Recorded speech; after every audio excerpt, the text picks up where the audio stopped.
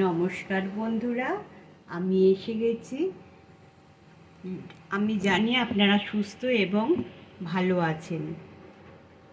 তাহলে আমি ভালো আছি। তাহলে শুরু করা যাক আজকের রেসিপিটা।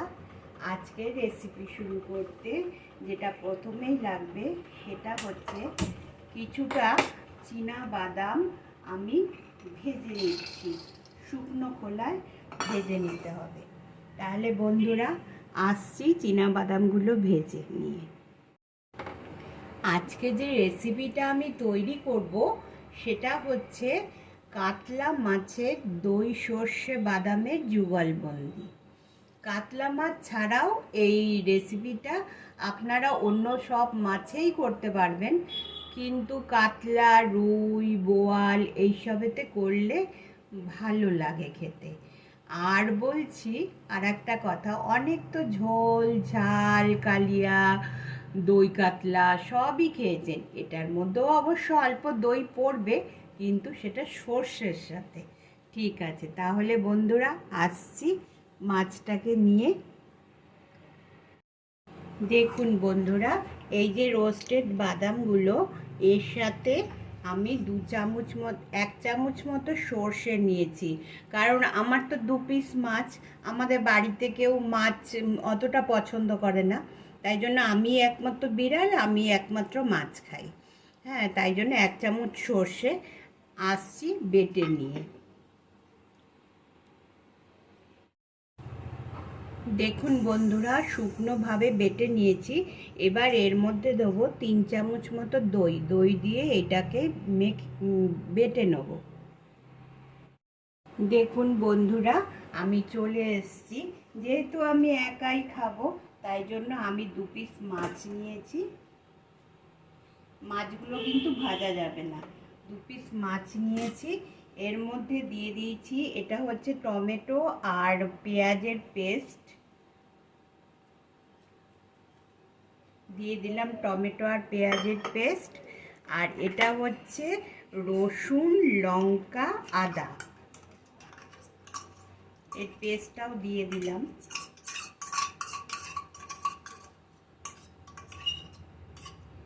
এবার আমি এইমাত্র যে বাদাম আর সর্ষের পেস্টটা করলাম আর দই দিলাম, সেইটা দিয়ে দেবো।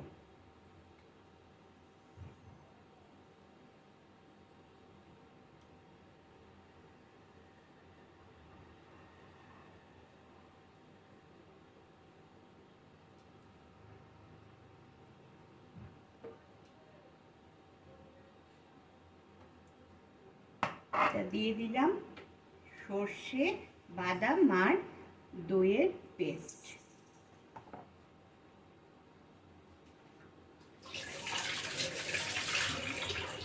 এরপরে দিয়ে দিচ্ছি পরিমাণ মতো নুন। স্বাদ মতো নুন দিলাম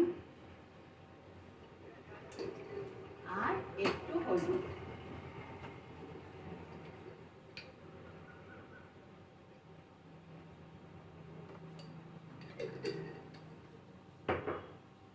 এবার এটাকে ভালো করে মেখে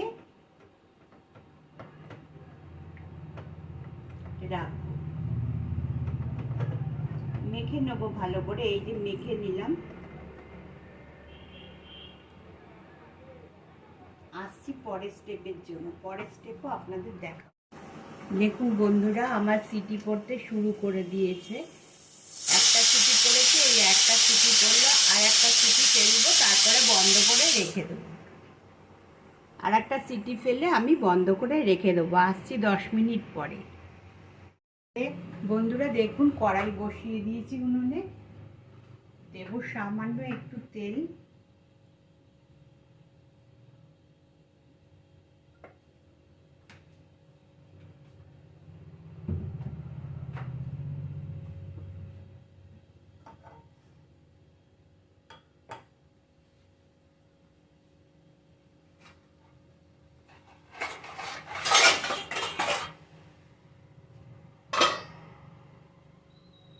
কড়াইতে জল ছিল, দেখতে পাইনি।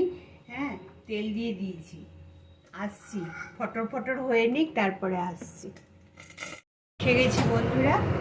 এবার কড়াইতে দেখুন সামান্য একটু তেল দিয়েছি, সামান্য একটু তেল দেওয়ার পর দিয়ে দেবো কারি পাতা। কারি পাতা দেওয়ার পর দেবো একটু গরম মশলা।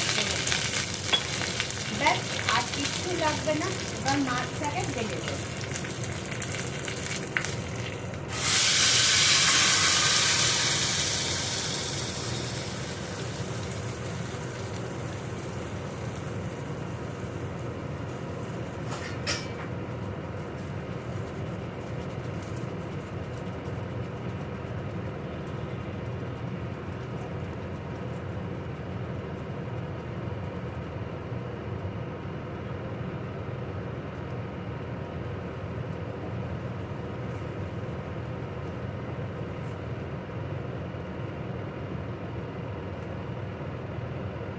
দেখুন বন্ধুরা, এত সুন্দর সিদ্ধ হয়েছে, মাছ ভেঙে যাচ্ছে। হ্যাঁ, এখন গরমকাল, যত তেল মশলা এগুলো কম খাবেন ততই শরীরটা আমাদের ভালো থাকবে। সেই জন্যই এই রেসিপিটা আপনাদের সাথে শেয়ার করলাম। এই রেসিপিটা আপনারা বাড়িতে করে দেখুন, বাড়িতে চেষ্টা করুন এরকমভাবে, দেখবেন আপনারাও পারবেন এই রেসিপিটা করতে। তাহলে আমি প্লেটিং করে নিয়ে আসছি।